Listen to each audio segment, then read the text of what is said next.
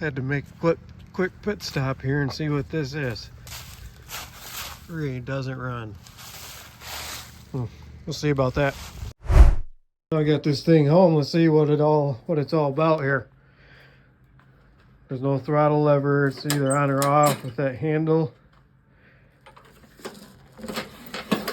It rolls over. It's just not seized up. It's a Briggs & Stratton 5.5 horsepower Craftsman brand. It doesn't look like it's that old at all.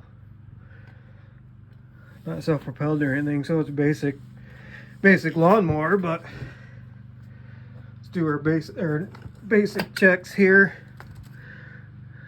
Let's take a whiff of that. Yeah, that's terrible. And it's got oil in it. It's not seized up. Gas smells like garbage. I put money that this is a plug carb from garbage fuel, because if you look underneath, it's all rusty. It doesn't look like it's been running in quite a while.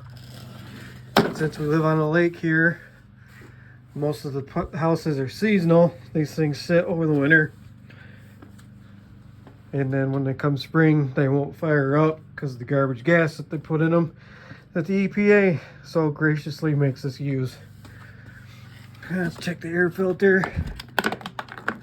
It's dirty, but not terrible.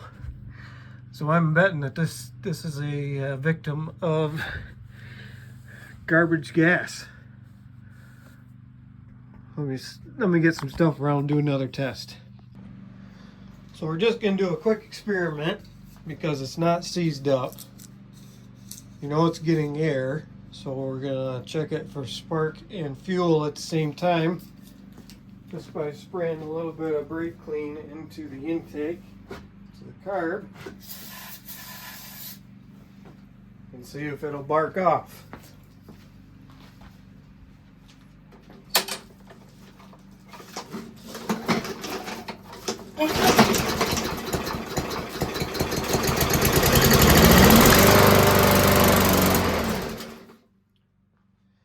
There you have it. So we've already narrowed it down to being a fuel issue. So I'm gonna see what the carb looks like, and we'll have a fixed lawnmower. So let's get a carb off this thing and see what it looks like. There's this is the gas line that comes out of the tank, goes into the bottom of the carb where the float is. These hose clamps, or the pinch clamps, are kind of a pain, so I'm going to take it off at the tank just to make my life easier.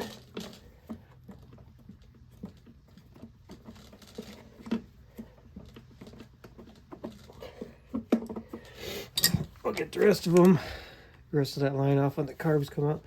Now usually, I don't work on push mowers very much, but usually 2 of these screws are long and hold the carb on. Doesn't appear to be the case.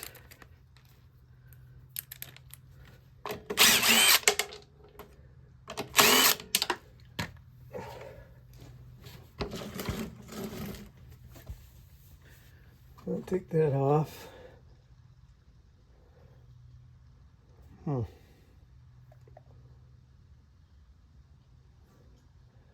Something looks funny to me. Well, let's keep going and we'll find out what's holding the carb on this thing. Looks like it just slides on. Yep, sure enough. We'll get the fuel line off. Maybe bottom of the tank.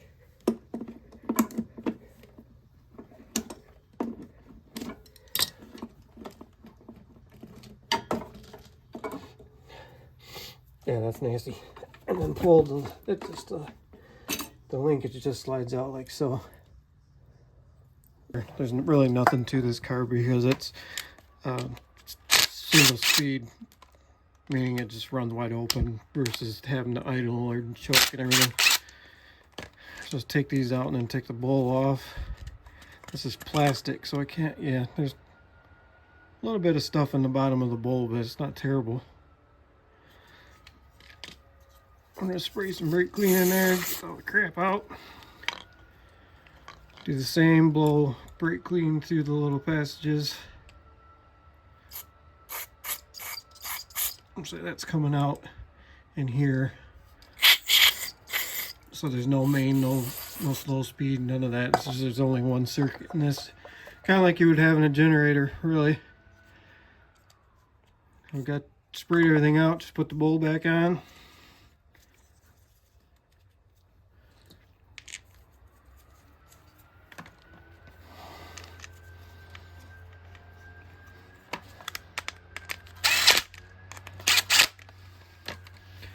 Okay, what I am curious is there was nothing hooked to this. So I'm gonna go look and see if I can figure out what that goes to. It's this circuit right here I followed from the back of the backing plate here. Comes out right there in that little hole, which lines up with this one. It comes out here. So I'll show you. Put the brake clean. That's coming out that nozzle. Said that there was nothing hooked to this, and that's for the primer bulb. So I'm gonna go see if there should be something hooked there and where it should go. Well, I was unable to find any good information on what this goes to actually, and it doesn't appear that it goes to anything. So I'm going to put it back together and see, put some new gas in it, push the primer, and see. I have a feeling this may be where the gas comes out if you push the primer too many times, but we'll see. So the linkage goes back into this little hole right here.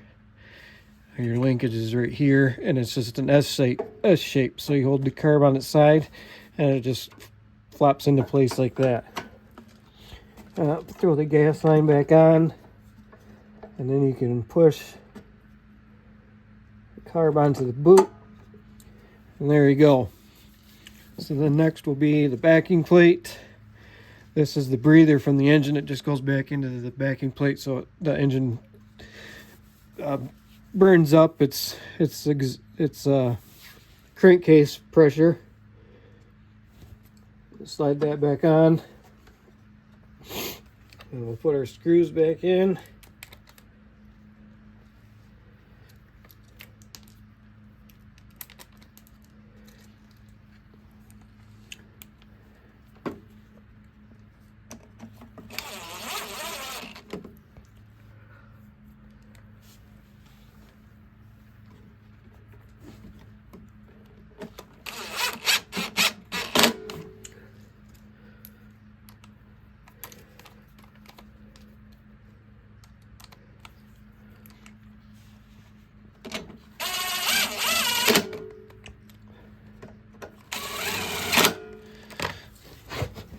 Put this pinch clamp back onto the tank.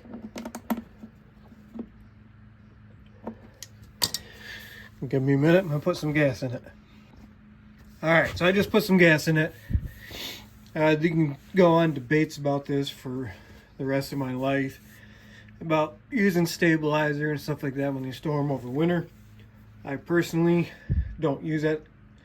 Like stable, any of that stuff for my fuel. I use premium and all my small engines, and I personally have never had a problem with carbs plugging up and never being able to start. So let's give this a go. The primer bulb, I'm going to do it with no air filter on right now, just to see if it'll fire. Push it 2-3 times. Let's give it a yank.